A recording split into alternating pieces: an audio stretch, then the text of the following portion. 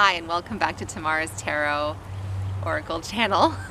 I thought I'd make a video outside today. It's a beautiful, almost spring day over here in the northern hemisphere. A little bit chilly, but not too bad.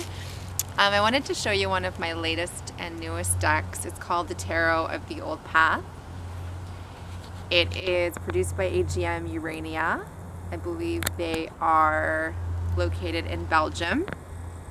And they also brought us the Cosmic Tarot as well as the AE Waite Rider-Waite Tarot. I hope I said that right.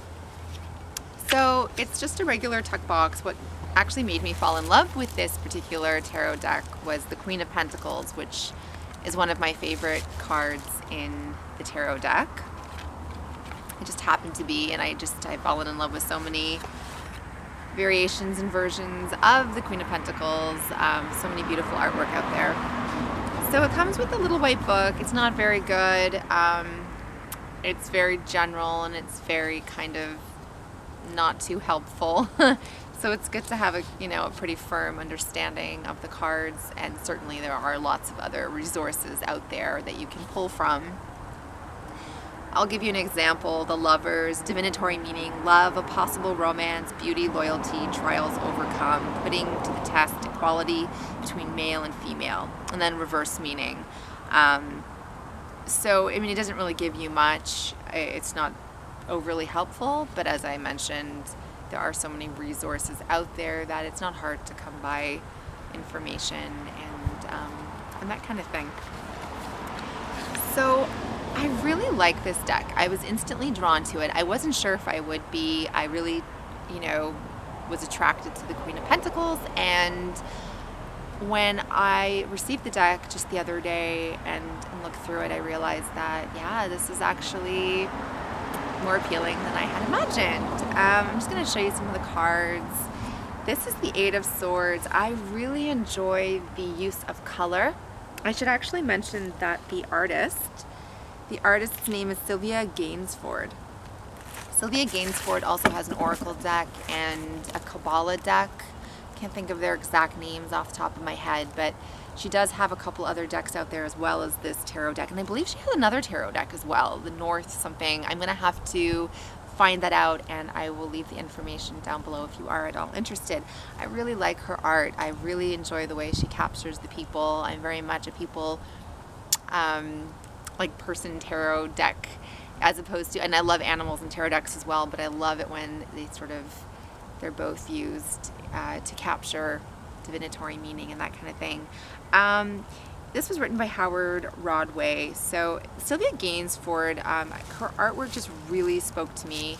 I really like the way she's used color and how she has depicted the people. And I love the costumes and the simplicity, but it does still make an impact and have quite a nice energy to it despite its simplicity. I wasn't sure if I'd like so much white around the edges in the background, but it's actually quite nice, and it doesn't deter from the cards and their meanings. There's a lot of symbology in her cards. This one was the newer copy of the Tarot of the Old Path. It didn't come with the guidebook, so it just came with this little white book. But if I really wanted to get the book that came with the original of this deck, then I'm sure I could probably find it on eBay. The Ten of Pentacles, it's just very simple, but it's very appealing. The High Priestess has a lot of symbology, lots of meaning there. I don't know how well you can see, but she's one with nature and her femininity, and it's really quite pretty. Again, with the Moon card, it's retitled Illusion. So, oh, you know what? I just mixed that up. Oops. This is the High Priestess, not the Empress. Which is interesting because they're both very similar. She's depicted in nature as opposed to being between two pillars in sort of like a temple in front of a curtain or a veil. So I just got a little confused. But the High Priestess makes more sense because there's a black cat. So, and then there's the moons, and there's the black and the black and the white moon. So that does signify light and shadow, and good and evil, and masculine and feminine, and all that. And then she has all the animals and that because she's just a very spiritual being. So they're very much drawn to her. The moon is renamed as Illusion, and definitely a very emotional looking card. It's also like reaching enlightenment, this figure over here. She's sort of embracing, her higher self and the journey that she's finally accomplished through knowing thyself and exploring her dreams and her intuition and her feelings and going on that journey of self-discovery. I don't believe I showed you the backs yet, so it's pretty simple, nothing too exciting. This is the Fool. Lots going on there. So you see the Fool embarking on his journey, going up the path towards the cliff, and then a mother trying to hurry over to her baby whose hand is in a fire. So it's about, innocence and naivete and not realizing the dangers that are out there until one is faced with them, and going on a journey of self-discovery and new adventures and that kind of thing. The Three of Cauldrons. It's a fun card, fun and festive. I love the way the quartz are depicted in this deck. I absolutely do. This is the King of Swords, just the coloration. I don't know how well this is coming up on camera, but I am a natural light, so hopefully that is doing it justice. The Seven of Cauldrons. He has a little bit of a situation there with all these lovely ladies, these maidens in the mist. The beautiful Queen of Pentacles, the reason why I bought this deck in the first place. Queen of Cauldrons, she's lovely too.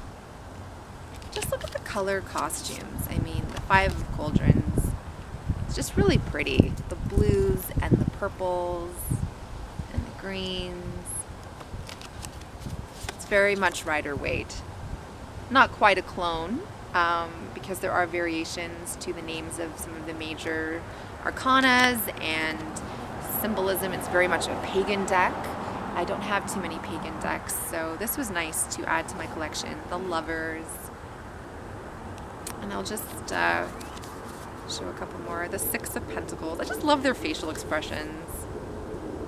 There's something very, it's very Renaissance, but very nostalgic. Like when you're a kid, you see those fairy tale books, the way the drawings are designed.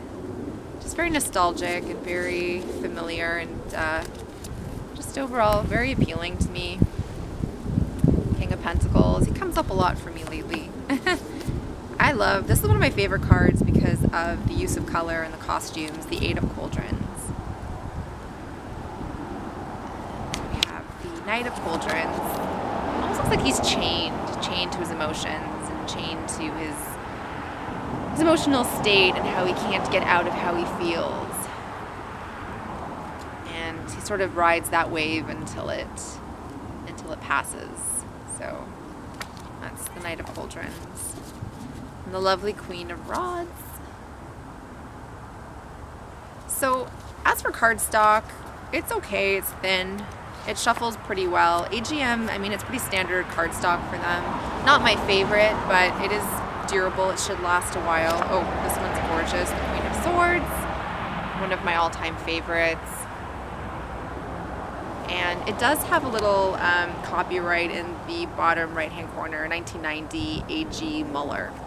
It's not too bad. It's not, it's non-reversible in that sense if you really want to be a little nitpicky with that. I don't really read reversals, but you certainly can if you do. I don't think that should deter too much from that.